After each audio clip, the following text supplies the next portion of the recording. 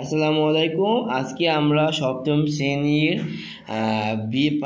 অনুশীলনী 3-এর 26 নম্বর অঙ্কের সমাধানটা করব। তাহলে এখানে কোশ্চেনে আমাদেরকে বলছে একটি সামান্তরিকের ক্ষেত্রের ভূমি 40 মিটার আর উচ্চতা 30 মিটার, সামান্তরিকের ক্ষেত্রফল বর্গক্ষেত্রে ক্ষেত্রফল সমান। বলে চিত্রসহ সামান্তরিকের সংজ্ঞা লিখো, মানে কাকে বলে। তাহলে আমরা লিখি, যে চতুর্ভুজের বিপরীত বাহুগুলো পরস্পর সমান্তরাল তাকে সামান্তরিক বলে। তাহলে সামান্তরিক আঁকবো, এটা এ বি সি ডি আঁকবো। তাহলে চিত্রে এ বি সি এটা সামান্তরিক, আর অবশ্যই চিত্রটা আমরা পেন্সিল দিয়ে আঁকবো।